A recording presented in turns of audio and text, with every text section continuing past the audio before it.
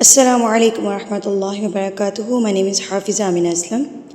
آج کا ہمارا سبق ہے سبق نمبر 14، رکوع نمبر 14، سورۃ النساء، پارہ نمبر 5. آج الحمدللہ سے ہمارا پارہ جو ہے وہ خلاصہ ہو جائے گا. آپ سب ویڈیو کو لاسٹ تک دیکھیے گا. آج جو ہم تجوید کے قاعدے پڑھیں گے نا، میں نے ایک پوسٹ کی تھی کہ آپ کو تجوید کا کون سا قاعدہ سب سے مشکل لگتا ہے، تو اس پر ہمارے بہت سارے اسٹوڈنٹس نے کامنٹ کیا تھا کہ ان کو ادغام کا قاعدہ مشکل لگتا ہے، کسی کو ہا اور عین کی آواز نکالنے میں مسئلہ پیش آتا ہے، اور کسی اسٹوڈنٹ کو موٹے حروف ادائیگی کرنے میں مسئلہ پیش آتا ہے. تو آج کا جو ہمارا ٹاپک رہے گا وہ ادغام، ہا عین کی ساؤنڈ اور ساتھ میں موٹے حروف کی ادائیگی. انشاءاللہ آپ لوگ ویڈیو کو لاسٹ تک دیکھیے گا. سبق کا آغاز کرتے ہیں. اعوذ باللہ من الشیطان الرجیم، بسم اللہ الرحمن الرحیم. ولولا لا لو نہیں کہنا آپ نے اس کو، ولولا لا لمبا ہوگا، الف مدہ. ولولا فضل اللہ، موٹے حروف کی ادائیگی کیسے کرتے ہیں؟ فضل اللہ، اللہ سے پہلے اگر پیش ہو، اللہ سے پہلے اگر پیش ہو تو لفظ اللہ جو ہے وہ موٹا ادا ہوتا ہے.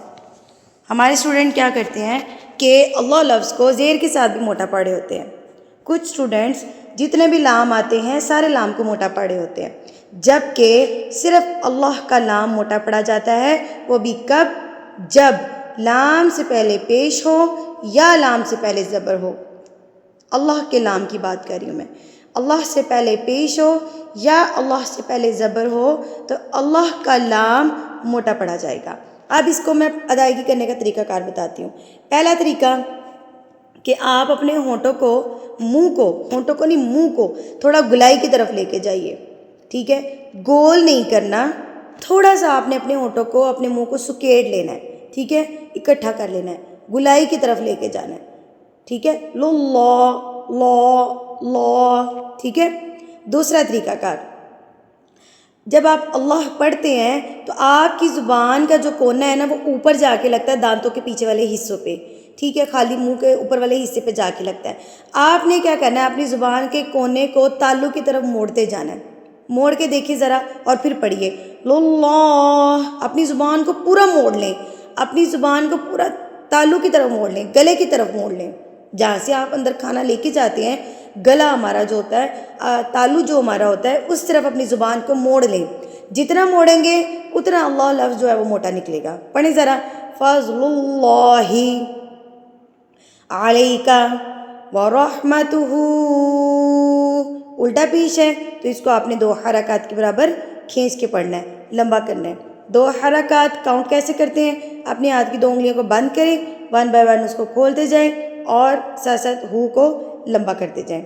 وَرَحْمَتُهُ لَهَمَّتْ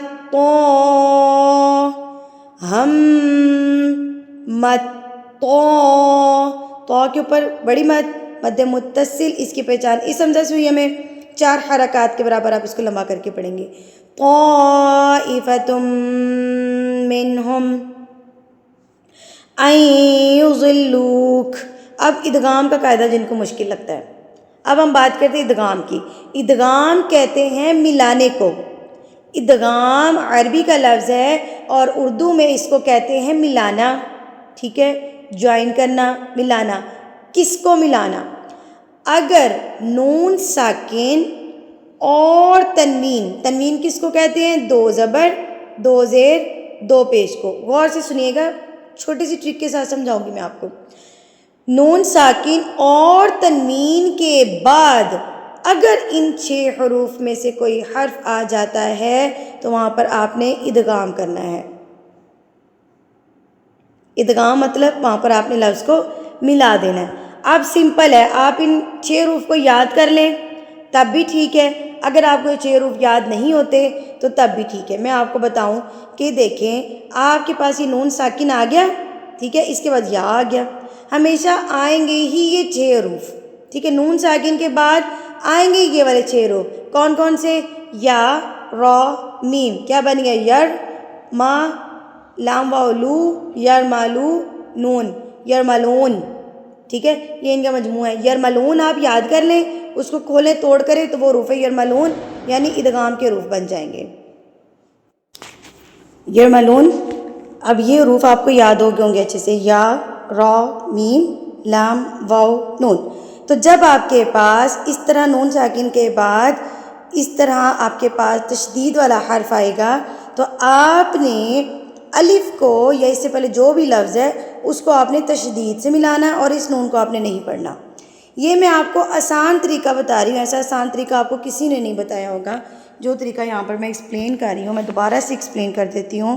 جن کو تجوید سمجھ میں نہیں آتی, جو لوگ نیا نیا قرآن مجید سیکھے ہیں, ان کے لیے بھی یہ آسان والا طریقہ ہے کہ اگر جزم اور تشدید آپ کے پاس اکٹھے ہیں تو جزم والے حرف کو آپ نے نہیں پڑھنا, آپ نے اس کو مدغم کر دینا ہے, سائلنٹ کر دینا ہے. مدغم کہتے ہیں اندر ہی آپ نے اس کی آواز کو دبا دینا ہے, عین.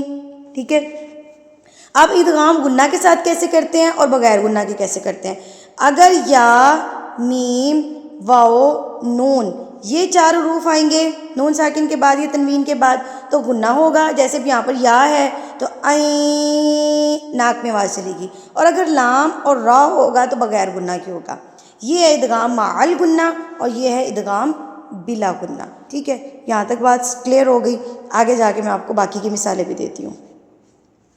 ان یضلوک وما یضلون الا انفسهم وما یضرونک من شیء. اب یہاں پر وقف کرنے میں بہت سارا مسئلہ پیش آتا ہے اسٹوڈنٹس کو. یہ والا حمزہ آ گیا, اس پر آپ نے وقف کرنا ہے. تو جب میں نے آپ کو بتایا کہ 2 زیر ہو, ٹھیک ہے, اور زیر کی کوئی بھی قسم ہو, 1 زیر ہو, 2 زیر ہے, کھڑی زیر ہے, تو اس پہ وقف کی صورت میں وہ کیا بن جائے گا؟ جزم بن جائے گا. پچھلی ویڈیو میں نے سمجھایا تھا. ٹھیک ہے, اب یہ 2 زیر تو بن گئی جزم.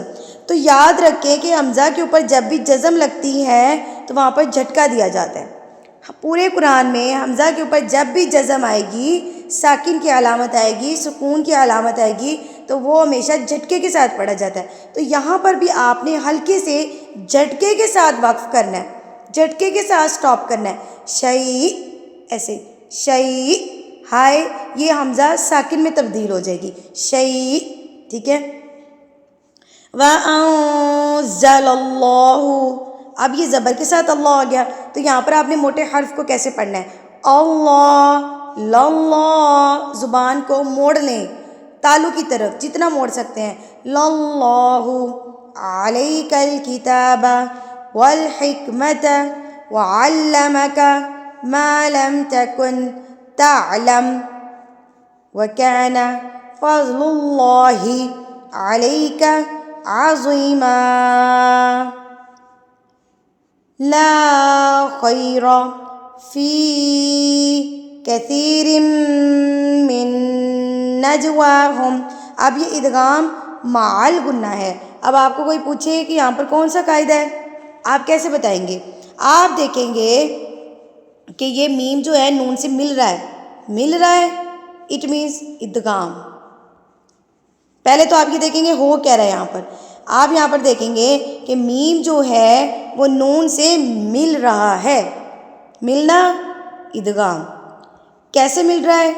تو میں نے بتایا تھا کہ میم, واو, نون, یا, یہ 4 حروف میں سے کسی کے ساتھ ملائیں گے تو غنہ کر کے ملائیں گے. اب آپ دیکھیں مل کیسے رہا ہے؟ غنہ کے ساتھ.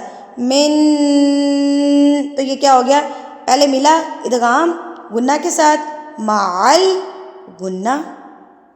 اتنا سمپل قاعدہ, مع الغنہ یعنی غنہ کے ساتھ ملا. ٹھیک ہے.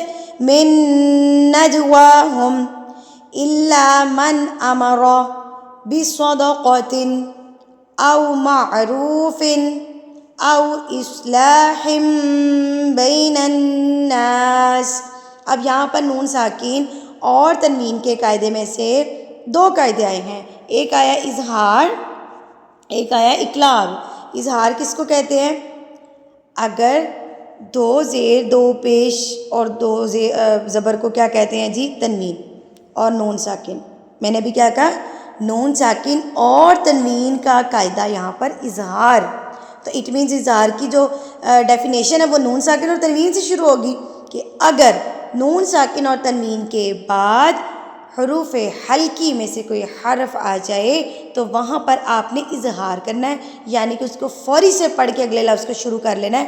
وہاں پر آپ نے غنہ نہیں کرنا، اکفا نہیں کرنا، تن نہیں کرنا، تیاں نہیں کرنا، تن او معروفن، تن او تن کہہ کے فوری سے او، رکنا نہیں، پریس نہیں کرنا، دبانا نہیں، ناک میں آواز کو نہیں لے کر جانا۔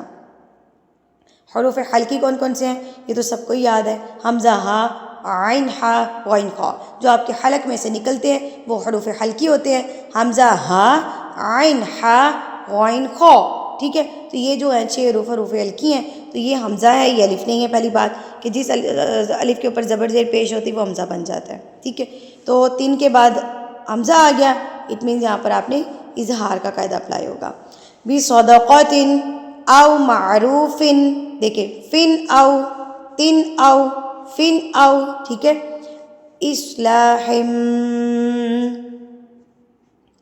یہاں پر دیکھیں تنوین کے بعد با آ گیا، تنوین اور نون ساکن کے بعد اگر حرف با آ جائے، ٹھیک ہے، اگر حرف با آ جائے تو وہاں پر آپ نے جو نون ساکن اور تنوین کی ساؤنڈ ہے نا اس کو میم میں تبدیل کر دینا ہے۔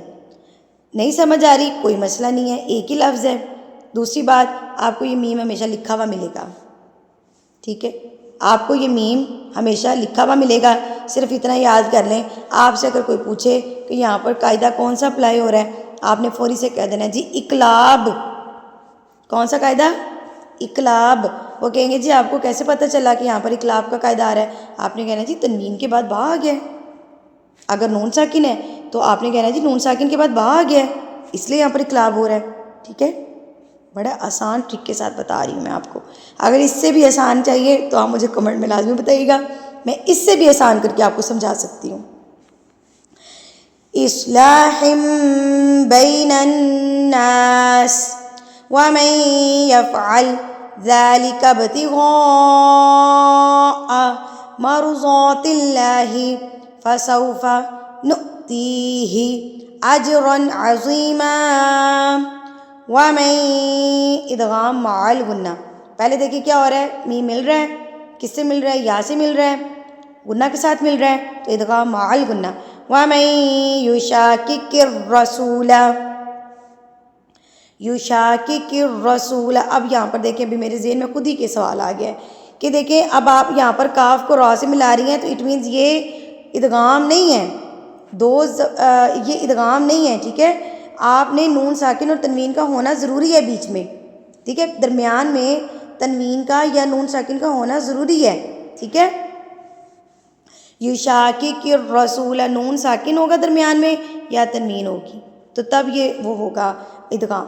مثال کے طور پہ یہ قاف کے نیچے 2 زیر ہوتی تب ادغام تھا، ٹھیک ہے، قاف کے نیچے 2 زیر ہوتی تو تب یہ ادغام تھا، 2 زبر ہوتی تب یہ ادغام تھا، 2 پیش ہوتی تب یہ ادغام تھا، یا اس کے بعد ایسے نون ساکن ہوتی تو تب یہ ادغام تھا، ٹھیک ہے، یہ ادغام نہیں ہے۔ یشاقق الرسول من بعد، یہاں پر کون سا قاعدہ ہے جی؟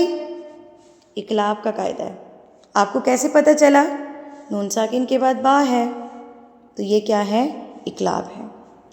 ما تبین لہ الہدی ویتبع غیر سبیل المؤمنین نولہ ما تولی ونصلہ جہنم وساءت مصیرا۔ الحمدللہ ہمارا آج پارہ ثلاثہ بھی ہو گیا ہے، رکوع نمبر ہمارا 14 کمپلیٹ ہو گیا ہے۔ اگلے سبق تک کے لیے مجھے اجازت دیجیے۔ وآخر دعوانا الحمدللہ رب العالمین۔ السلام علیکم ورحمۃ اللہ وبرکاتہ۔